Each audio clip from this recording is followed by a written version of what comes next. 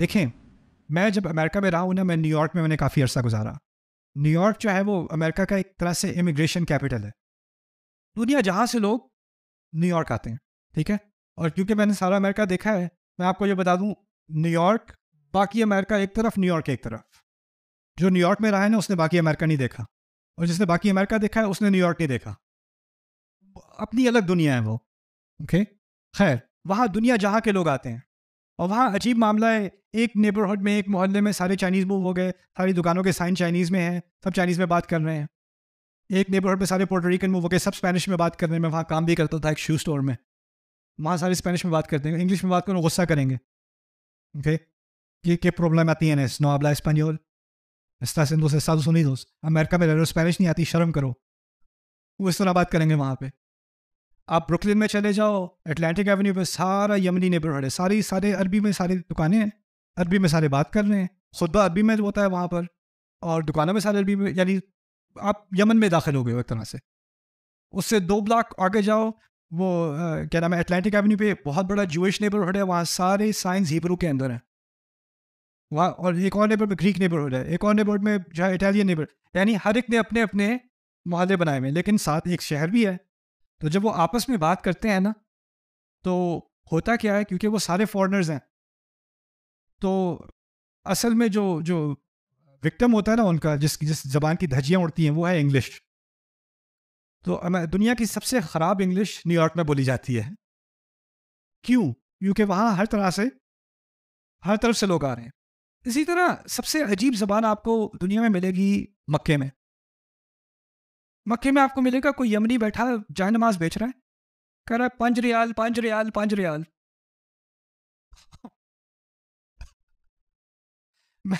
میں سمجھا، مجھے عربی استعمال کرنے کو ملے گی وہاں پہ. میں گیا کسی سے، میں نے پوچھا این المطعم پاکستانی ریسٹورینٹ کہاں پر ہے؟ کہتا ہے انطلق سیدھا.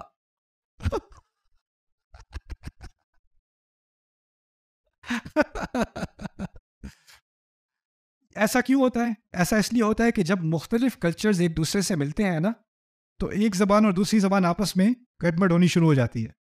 ٹھیک ہے نا؟ تو اس لیے اسلام جب پھیلا، جب فتوحات ہوئی، تو عرب جو صحرا میں اکیلے بیٹھے ہوئے تھے ہزاروں سال، کس سے بات کرتے تھے؟ ایک دوسرے سے. ان کی زبان خالص رہی، کیونکہ ان میں کسی کو ان میں دلچسپی نہیں تھی. اگر رومی سلطنت روم ان پر حملہ کرے بھی تو کیوں کرے؟ کیا ملے گا یار ریت کے بجائے، ریت کے علاوہ کوئی فائدہ نہیں ہے اس کا. جو ایرانی سلطنت ہے، وہ کیا فائدہ دے گی عرب پہ حکومت کر کے؟ ان کو اپنے حال پہ چھوڑ دو. یہ بس بھیڑ بکریاں چلائیں گے، اونٹ اپنے چلائیں گے، تھوڑا بہت چھوٹا موٹا کاروبار کر لیں، خیر ہے. تو ان کو دنیا نے بھلا دیا تھا. اور جب دنیا نے ان کو بھلا دیا اور یہ تھوڑی بہت تجارت بھی کرتے تھے، اصل ان کی زبان باقی کلچر سے، باقی زبانوں سے 90% میں کہہ دوں آئسولیٹڈ رہی. باہر کی زبانوں کا ان پر کوئی اثر نہیں ہوا ہزاروں سال. اور اس لیے ان کی زبان بہتر ہوتی گئی. ایک اور بات آپ کو بتا دوں، جن سوسائٹیز میں بزنس اور تجارت اور عمارت زیادہ ہوتی ہے نا، ان سوسائٹیز میں فلسفہ اور شاعری اور ادب کم ہوتا ہے. کم اس لیے ہوتا ہے کہ وہاں سارے لڑکے لڑکیاں کون سے اسکول میں جا رہے ہیں؟ بزنس اسکول میں جا رہے ہیں، میڈیکل اسکول میں جا رہے ہیں، انجینئرنگ میں جا رہے ہیں، ٹریڈ میں جا رہے ہیں، ہے نا. اور کوئی بھی کہے میں نے انگلش لٹریچر میں PhD کرنی ہے، تو اس کو سائیکالوجسٹ کے پاس لے کے جاتے ہیں. کوئی ہسٹری پڑھنا چاہے، کوئی فلسفی پڑھنا چاہے، کوئی پوئٹری پڑھنا چاہے، کوئی اردو ادب پڑھنا چاہے، تو کہیں گے کیا کر رہے ہو اپنی زندگی کے ساتھ؟ عرب کیا تھے؟ عرب اکیلے صحرا میں، بڑا ٹائم ہے جی شاعری کا، بہت ٹائم ہے لائنیں مارنے کا، بہت ٹائم ہے بڑا. اور ان میں سے جو زیادہ شاعری کرے گا اس کی واہ واہ جی، او ہو. یہ کلچر تھا ان کا. اب ان کے پاس نہ، جس طرح آپ یہاں پر کون سا شہر ہے جہاں وہ ورلڈ کپ کی فٹ بالز بنی تھی؟ سیالکوٹ کو فخر ہے اپنی فٹ بال پہ؟ نہیں. کسی اور شہر کو فٹ بال. ہمارے یہاں دنیا کا سب سے بڑا کرکٹ بیٹ بنتا ہے، ہمارے یہاں سب سے زیادہ لیدر بنتا ہے، ہمارے یہاں یہ بنتا ہے، ہمارے یہاں وہ بنتا ہے. فخر ہوتا ہے نا. عرب کیا کہیں گے؟ ہمارے یہاں کا جو جلا ہوا پتھر ہے نا، وہ کس چیز پہ فخر کرے وہ؟ کیونکہ انسان کی شخصیت میں، سوسائٹی کی شناخت میں ہوتا ہے کہ اس کو کسی نہ کسی چیز پر فخر کرنے کی ضرورت ہوتی ہے. تو عرب کو ہزاروں سال سے کس چیز پر فخر کرنے کا جواز تھا؟ کیا تھی ایک چیز؟ نہ ان کے پاس بلڈنگ ہے، نہ ان کے پاس ہائی وے ہے، نہ ان کے پاس بڑی بڑی عمارتیں ہیں، نہ کوئی سلطنت ہے، نہ جیسے روم کے پاس ہے، جیسے یمنیوں کے پاس ہے، جیسے وہاں پر ایرانیوں کے پاس ہے. وہ کہتے ہیں ان کے پاس محل تو ہوں گے، زبان ہمیں آتی ہے، جیسی لائنیں ہم مارتے ہیں نا کوئی نہیں مار سکتا. اور جب ایک دفعہ آپ کو ایک چیز پہ فخر ہو جائے نا تو آپ اس میں بہت ہی زیادہ obsess ہو جاتے ہو. تو ان لوگوں کو کلچرلی نا اپنی زبان کے ساتھ بہت زیادہ کیا ہو گئی؟ obsession، خاص obsession. اور پھر ہوتا کیا تھا کہ تنقید کا بڑا کلچر تھا ان میں. کوئی شعر کر دے، کوئی شعر سنا دے، لنا الجفنات الغر يلمعن بالضحى واسيافنا يجينا، باقی یاد نہیں آ رہی کیا لائن تھی. بالمائل کل نکال کے دکھاؤں گا آپ کو وہ شعر. خیر پہلی یاد آ گئی.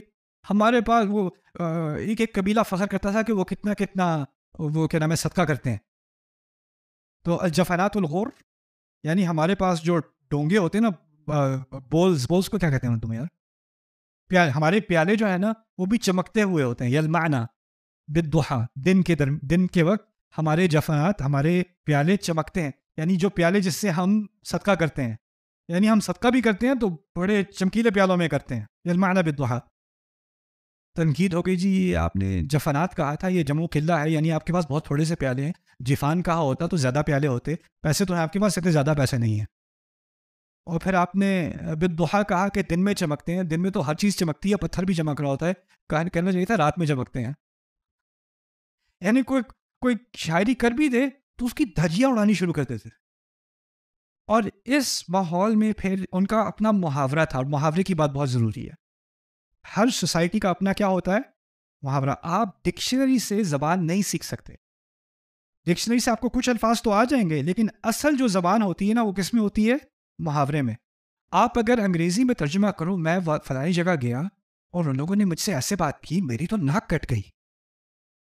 اب اس کا آپ انگریزی میں ترجمہ کر دو، میری ناک کٹ گئی. I went to یہاں پہ کہوں میری اپنے وائف کو میسج بھیجوں، I went to this party and my nose got cut off. ترجمے میں محاورہ ضائع ہو جاتا ہے، کیونکہ محاورے کا تعلق کلچر کے ساتھ ہوتا ہے. سمجھ رہے ہیں بات؟ جیسے جیسے کلچر بدلتا ہے ویسے ویسے کیا بدلتا ہے؟ محاورہ بدلتا ہے.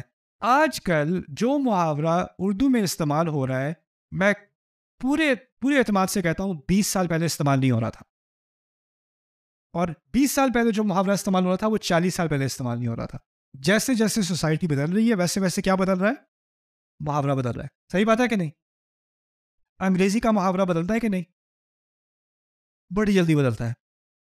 80s میں کہتے تھے that's so cool. 90s میں کہتے تھے that's so hot. اب کہتے ہیں that's fire, that's lit. بدلتا چلا جا رہا ہے. جیسے جیسے ٹیکنالوجی بدلتی ہے، سوسائٹی بدلتی ہے، محاورہ بھی کیا ہوتا ہے؟ بدلتا ہے. اچھا میں بات سمجھا دوں. عرب کی فتوحات ہوئیں. اب جب فتوحات ہوئیں تو اور کلچرز آئے کہ نہیں؟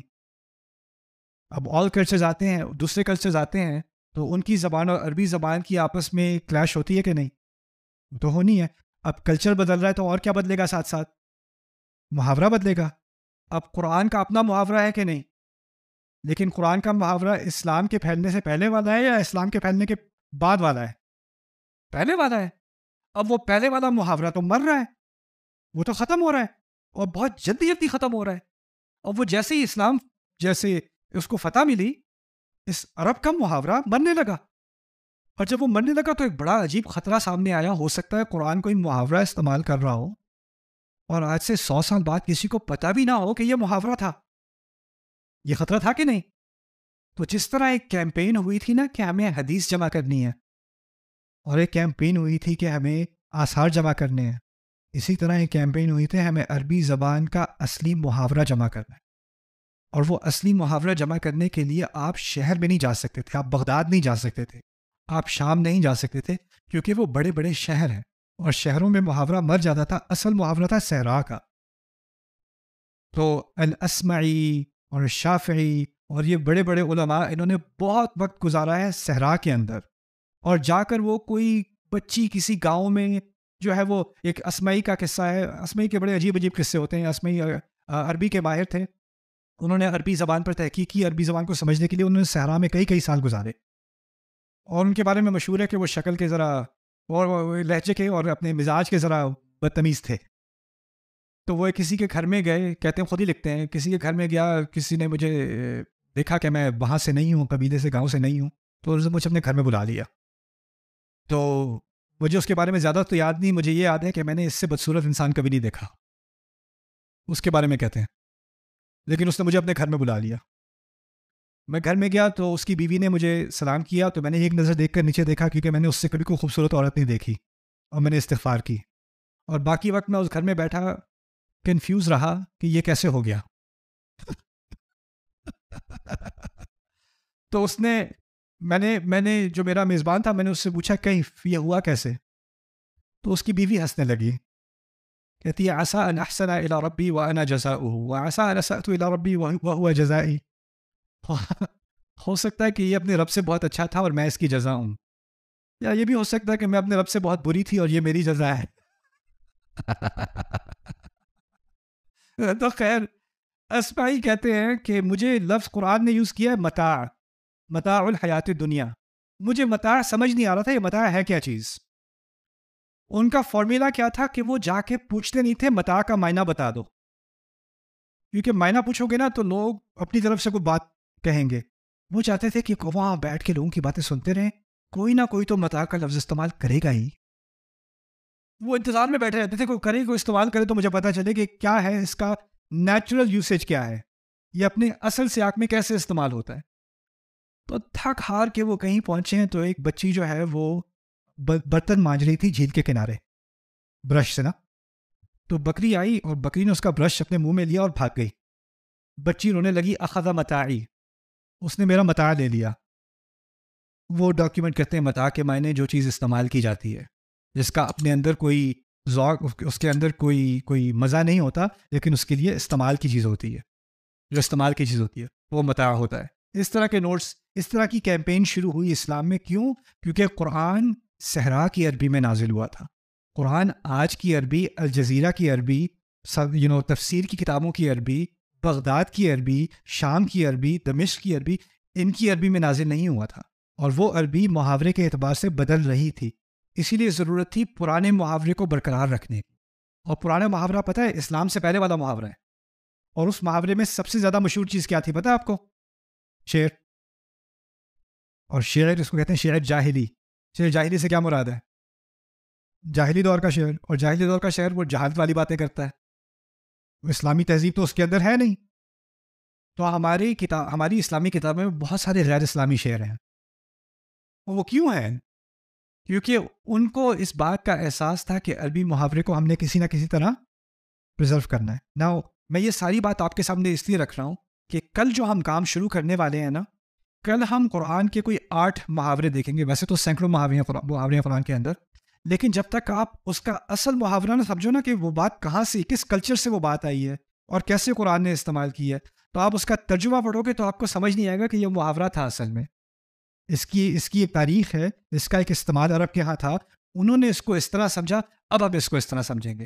اس کے بارے میں اب آخری بات, اور میں آپ کو فارغ کر رہا ہوں انشاءاللہ, وہ یہ ہے کہ سوال پیدا ہوتا ہے کہ اگر عربی قرآن کی اتنی پرانی عربی زبان میں ہے تو یہ ہمیشہ کے لیے پیغام کیسے ہے؟ کیونکہ اگر ہمیں اس تاریخ میں جا کر اس کے معنی ڈھونڈنے پڑیں گے تو یہ کیسے ممکن ہے کہ یہ ہر دور کے لیے, ہر سوسائٹی کے لیے, ہر صدی کے لیے ایک پیغام ہو. اس کا آسان سا جواب سمجھ لیں آج کے لیے, وہ یہ ہے کہ آپ کو پتہ ہے نا میتھمیٹکس میں میٹرک سسٹم ہے, اور میٹرک سسٹم میں ایک میٹر ہوتا ہے, ملی میٹر, سینٹی میٹر, میٹر. وہ جو میٹر ہے نا وہ ایک برانز یا کسی مٹیریل کا ایک سٹینڈرڈ میٹر ہے جو شاید غالباً سوئٹزرلینڈ یا سویڈن میں ایک میوزیم میں روم ٹیمپریچر کے اندر رکھا ہوا ہے, اور دنیا کا جو بھی رولر بنتا ہے وہ اس کے مطابق بنتا ہے. یہ میٹر ہے, یہ سٹینڈرڈ ہے, اس کو ہم نے ٹیمپریچر روم کنٹرول میں رکھا ہوا ہے, ٹیمپریچر کنٹرول میں, اور اس کی بنیاد پہ سارے میٹرز بنیں گے اور سارے ملی میٹرز اور سینٹی میٹرز بنیں گے. یعنی آپ کو ایک سٹینڈرڈ کی ضرورت ہوتی ہے. اللہ تعالیٰ نے قرآن کو ایک دنیا کی ہدایت کے لیے آخری سٹینڈرڈ دیا ہے کہ نہیں؟ تو اس کی بہت ضرورت ہے کہ وہ اس میں کوئی تبدیلی نہ آئے. اب تبدیلی نہ آنے میں مسئلہ یہ ہے کہ کیونکہ وہ زبان میں ہے, عربی زبان میں ہے, اور ہر زبان کا ایک ہی مسئلہ ہے، جیسے جیسے صدیاں گزرتی ہیں زبان کے ساتھ کیا ہوتا ہے؟ تبدیلیاں آتی ہیں. اردو میں کتنی تبدیلیاں آئی ہیں. اردو میں تو بہت کوشش کرتا ہوں کہ اردو کے الفاظ میں زیادہ استعمال کروں. میرے جو بہنوئی ہیں ان سے میں ایک دفعہ روڈ ٹرپ پہ میں جا رہا تھا ان کے ساتھ، میں نے کہا آج ہم لمبی ڈرائیو ہے ہماری، رستے میں صرف اردو میں بات کرتے ہیں. مجھ سے کہتے ہیں یار نعمان یہ بڑا ڈیفیکلٹ ہے کیونکہ جو ووکیبلری ہے نا اردو کی وہ بڑی بڑی کمپلیکیٹڈ ہو جاتی ہے، تو انسان جو ہے وہ فرگیٹ کر دیتا ہے. یہ ہوا ہے اردو کے ساتھ. اور اردو الحمدللہ میری کسی نہ کسی طرح بچ گئی، لیکن آسانی سے نہیں بچی. میں آپ کو اس کا بھی ایک چھوٹا سا واقعہ بتایا تو میں جب اسلام آباد میں تھا بچپن میں 6 مہینے میں نے اسلام آباد میں گزارے ہیں. میری پیدائش میری اور میری باجی کی رحمہ اللہ جرمنی کی تھی، اور پھر ہم نے یہاں پر 6 مہینے گزارے. 6 مہینے ہم G81 میں رہتے تھے اسلام آباد میں. تو وہاں ہمارا داخلہ ہوا اسکول میں. مجھے اردو نہیں آتی، باجی کو اردو نہیں آتی. میں کنڈر گارڈن میں وہ پہلی جماعت میں ہے، اور وہ ان کا نا ایگزام تھا، ایک امتحان تھا. تو ٹیچر نے کہا اگلے دن گتے لے کے آنا. آپ کو پتا ہوگا کس چیز کے بارے میں بات ہو رہی ہے. باجی کا میں نے بھی سن لیا تھا گتے لے کے آنا. وہ آ کے کہتی ہے ماما کل کلاس میں گدھا لے کے آنا ہے. اور پھر میں اس کی میں تصحیح کر رہا ہوں، میں کہہ رہا ہوں نہیں ماما گدا لے کے آنا ہے، کل گدا لے کے آنا ہے. مجھے کلاس کا مانیٹر بنا دیا تھا. آپ کے یہاں ہوتا ہے کلاس مانیٹر، ہے نا؟ میں کرایا خوشی خوشی. میں نے ماما سے کہا ماما مجھے ساری کلاس کا منگیتر بنا دیا.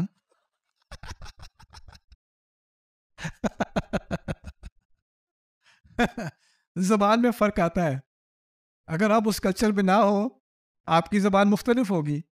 تو میں جو کل ہم محاورے پڑھیں گے نا، اس کو ہم کوشش کریں گے سمجھنے کی کہ اس کا صحیح ترجمہ محاورے کے اعتبار سے کیا ہو، اس میں خوبصورتی کیا ہے. تو قرآن نے اصل میں اس پرانی عربی کے محاورے استعمال کیے اس لیے کیونکہ سوسائٹی تو بدلتی رہے گی لیکن زبان وہی رہے جو اس زمانے کی تھی، تاکہ اب وہ اوریجنل زبان سمجھنے کے بعد جس طرح میٹر کا ایک سٹینڈرڈ یونٹ ہے نا، اب اس کا آپ کہیں بھی اپلیکیشن کر لو، اس کے ذریعے سے کوئی بھی آپ ایجاد کر لو، لیکن سٹینڈرڈ تو وہی رہے گا نا. اسی لیے قرآن کا وہی لنگوسٹک سٹینڈرڈ ہے. اور اس کو اگر آپ ہر کلچر کے ساتھ بدلتے رہتے یا اس کو پریزرو نہ کرتے تو آج جس طرح ہم قرآن سمجھ رہے ہیں نا وہ اس زمانے سے بہت مختلف ہو جاتا.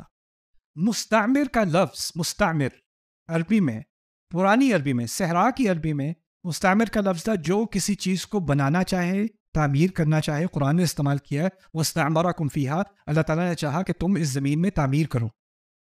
مستعمر کا لفظ آج کل کی عربی میں، اخباروں کی عربی میں اور خطبوں کی عربی میں مستعمر کا لفظ ہوتا ہے. جو انگریز نے ہمارے ساتھ کیا تھا وہ مستعمرین تھے.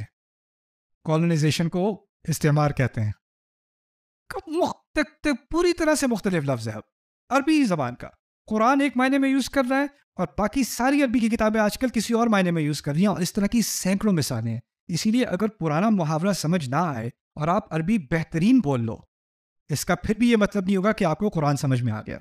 جس طرح آپ اچھی بھلی اردو بھی بول لو تو اس کا مطلب یہ نہیں ہے کہ غالب یا اقبال یا 200 سال پرانی کوئی تالیف آپ کو سمجھ میں آ جائے گی. تو یہ کچھ انٹروڈکٹری بات میں آپ سے کرنا چاہتا تھا. کل بڑے خوبصورت محاورے پڑھیں گے انشاءاللہ. بارک اللہ علی ولکم. السلام علیکم ورحمۃ اللہ تعالیٰ وبرکاتہ.